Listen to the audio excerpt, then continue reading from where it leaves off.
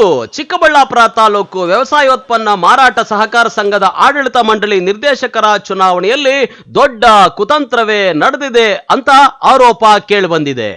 5 ವರ್ಷಗಳಿಗೊಮ್ಮೆ ನಡೆಯುವ ಚುನಾವಣೆಯಲ್ಲಿ ಟಿಎಪಿಸಿಎಂಎಸ್ ಸಂಘದ ಆಡಳಿತ ಮಂಡಳಿ ನಿರ್ದೇಶಕರ 14 ಸ್ಥಾನಕ್ಕೆ ಚುನಾವಣೆ ನಡೆದಿತ್ತು.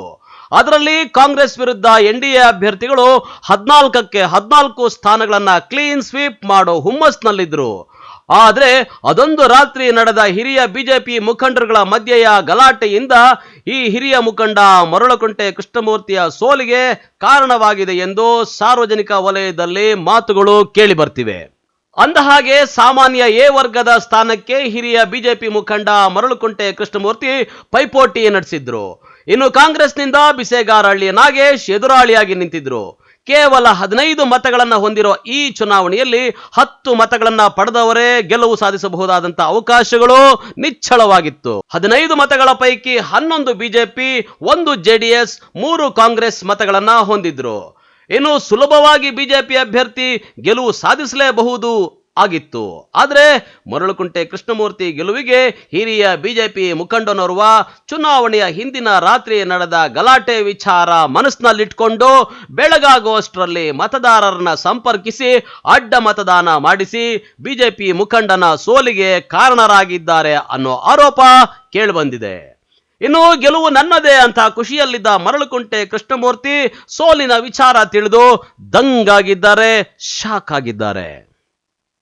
ಇನ್ನು ಬಿಜೆಪಿ ಅಭ್ಯರ್ಥಿ ಮರಳುಕುಂಟೆ ಕೃಷ್ಣಮೂರ್ತಿಯನ್ನ ಸೋಲಿಸಲೇಬೇಕು ಅಂತ ರಾತ್ರಿಯಿಂದಲೇ ಆ ಒಬ್ಬ ಹಿರಿಯ ಬಿಜೆಪಿ ಮುಖಂಡ ಮತದಾರರನ್ನ ಸಂಪರ್ಕಿಸಿ ಕೊಟ್ಟ ಒಳ ಏಟಿನ ಫಲವಾಗಿ ಬಿಜೆಪಿ ಮುಖಂಡ ಮರಳುಕುಂಟೆ ಕೃಷ್ಣಮೂರ್ತಿ 15 ಮತಗಳ ಪೈಕಿ ಕೇವಲ 5 ಮತಗಳನ್ನ ಪಡೆದರೆ ಕಾಂಗ್ರೆಸ್ ಅಭ್ಯರ್ಥಿ ಬಿಸೇಗಾರಹಳ್ಳಿ ನಾಗೇಶ್ ಪರವಾಗಿ 11 ಮತಗಳು ಚಲಾವಣೆಯಾಗಿದ್ದು 6 ಮತಗಳ ಅಂತರದಿಂದ ಈ ಪ್ರಭಾವಿ ಬಿಜೆಪಿ ಮುಖಂಡ ಮರಳುಕುಂಟೆ ಕೃಷ್ಣಮೂರ್ತಿ ವಿರುದ್ಧ ಕಾಂಗ್ರೆಸ್ ಯುವ ಮುಖಂಡ ಜಯಬೇರಿ ಸಾಧಿಸಿದ್ದಾರೆ. ಅದು ಗುಪ್ತ ಮತದಾನ ನಡೆದಿದೆ. ಆ ಗುಪ್ತ ಮತದಾನ ನಡೆದಾಗ ನಮಗೆ ಅದು ಗೊತ್ತಾಗಲ್ಲ ಯಾರು ಮತ ನಮ್ಮ ಟೋಟಲ್ಲು ನಮಗೆ ಈ ಒಂದು ಕ್ಷೇತ್ರದಿಂದ 15 ಮತಗಳಿತ್ತು. 15 ಮತಗಳಿಂದ ನಾನು 11 ಮತಗಳು ತಗೊಂಡು ನಾನು ಜಯಬೇರಿ ಸಾಧಿಸಿದ್ದೆ. ಇದಕ್ಕೆ ಅವರಿಗೆ ನಾನು ಅಭಿನಂದನೆಗಳನ್ನು ಸಲ್ಲಿಸ್ತೀನಿ. ನನಗೆ ಕಷ್ಟ ಅನಿಸಿತ್ತು. ನಾನು ಆಲ್ರೆಡಿ ನಮ್ಮ ಕ್ಷೇತ್ರದಲ್ಲಿ ಈ ಒಂದು ಎ ವರ್ಗದ ಚುನಾವಣೆಗೆ ಯಾರೂ ನಾಮಿನೇಷನ್ ಹಾಕಿರಲಿಲ್ಲ. ನಾನು ನನ್ನ ಫ್ಯಾಮಿಲಿ ಜೊತೆ ಟ್ರಿಪ್ ಹೋಗಿದ್ದೆ.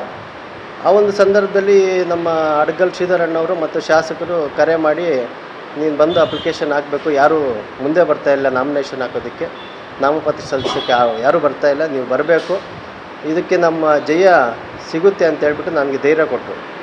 ಆದ್ದರಿಂದ ನನ್ನ ಅಲ್ಲಿಂದ ಬಂದು ಕೊನೆ ದಿನದಲ್ಲಿ ನಾನು ನಾಮಪತ್ರ ಸಲ್ಲಿಕೆ ಮಾಡಿದೆ. ಆವಾಗಿಂದನೂ ನಾಮಪತ್ರ ಸಲ್ಲಿಸಿದಾಗಿಂದನೂ ನೀವು ಸುಮಾರು ನಮ್ಮ ಕಾಂಗ್ರೆಸ್ ಪಕ್ಷದವರೇ ನೀವು ಸೋಲ್ತೀರಾ, ಆಗೋದಿಲ್ಲ ಈ ಚುನಾವಣೆ ಎದುರಿಸೋದಕ್ಕೆ, ಪ್ರಭಾವಿ ನಾಯಕರಿದ್ದಾರೆ ಅಂತ ಹೇಳಿದರು. ಆದರೂ ನಾನು ಇವತ್ತು ನಮ್ಮ ಮತದಾರರು ನನಗೆ ಕೈ ಹಿಡಿದಿದ್ದಾರೆ. ನನ್ನ ಯುವಕರನ್ನು ಕೈ ಹಿಡಿದು ನನಗೆ ಹಿರಿಯ ಆಶೀರ್ವಾದದಿಂದ ನಾನು ಇವತ್ತು ಗೆದ್ದಿದ್ದೀನಿ. ಇದಕ್ಕೆ ನಾನು ಅವರಿಗೆ ಚಿರಋಣಿಯಾಗಿ ಇರ್ತೇನೆ. ನನಗೆ ಒಂದು 11 ಮತಗಳು ಬಂದಿದೆ, ಅದನ್ನು ನಾನು ಗೆದ್ದೀನಿ. 11 ಮತಗಳು ನಾನು ಬಂದಿದೆ. ಬಿ ಜೆ ಪಿಯವರಂತ ಹೇಳೋದಕ್ಕೆ ಬರೋಲ್ಲ. ನನಗೆ ಟೋಟಲಾಗಿ ನನಗೆ ಪಕ್ಷಕ್ಕೂ ವೈಯಕ್ತಿಕವಾಗಿ ನನಗೆ ಮತ ನೀಡಿದ್ದಾರೆ, ಅದಕ್ಕೆ ನಾನು ಸಹಕಾರ. ಒಟ್ಟಾರೆ ಸಂಸದ ಸುಧಾಕರ್ ಅವರ ಆಪ್ತ ವಲಯದಲ್ಲಿ ಇದ್ದುಕೊಂಡೇ ಗೆಲ್ಲುವ ಕುದುರೆಯನ್ನ ಏನಾದರೂ ಮಾಡಿ ಸೋಲಿಸಬೇಕು ಅಂತ ಸ್ವಪಕ್ಷದಲ್ಲೇ ಇದ್ದು ಬೆನ್ನಿಗೆ ಚೂರಿಗೆ ಹಾಕಿ ಕಾಂಗ್ರೆಸ್ ಗೆಲುವಿಗೆ ಕಾರಣವಾಗಿದ್ದು ಪ್ರಸ್ತುತ ಬಿಜೆಪಿಯಲ್ಲಿ ಬಣ ರಾಜಕೀಯಗಳಿಂದ ಜಿದ್ದಿಗೆ ಬಿದ್ದಿದ್ದಾರೆ ಅನ್ನುವಂಥ ಮಾತು ಸಾರ್ವಜನಿಕ ವಲಯದಲ್ಲಿ ಕೇಳಿ ಬರ್ತಿದೆ.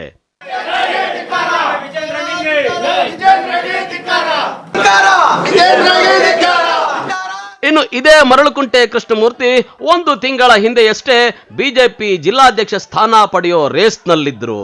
ಅದಕ್ಕೆ ಸಂಸದ ಡಾಕ್ಟರ್ ಕೆ ಸುಧಾಕರ್ ಅವರ ಬಹಿರಂಗ ಬೆಂಬಲವೂ ಇತ್ತು. ಆದರೂ ಕಡೆ ಗಳಿಗೆಯಲ್ಲಿ ಬಿಜೆಪಿ ಜಿಲ್ಲಾಧ್ಯಕ್ಷ ಸ್ಥಾನಕ್ಕೆ ಹೈಕಮಾಂಡ್ ಸಂದೀಪ್ ರೆಡ್ಡಿ ಅವರ ಹೆಸರನ್ನ ಘೋಷಣೆ ಮಾಡಿ ಮರಳುಕುಂಟೆ ಕೃಷ್ಣಮೂರ್ತಿಗೆ ಶಾಕ್ ನೀಡಿತ್ತು.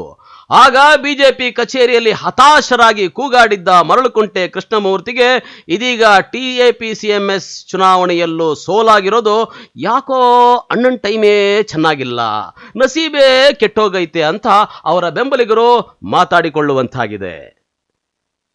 ಕ್ಯಾಮರಾಮನ್ ಪ್ರವೀಣ್ ಜೊತೆ ಕಳವಾರ ಅರುಣ್, MMTV ನ್ಯೂಸ್, ಚಿಕ್ಕಬಳ್ಳಾಪುರ.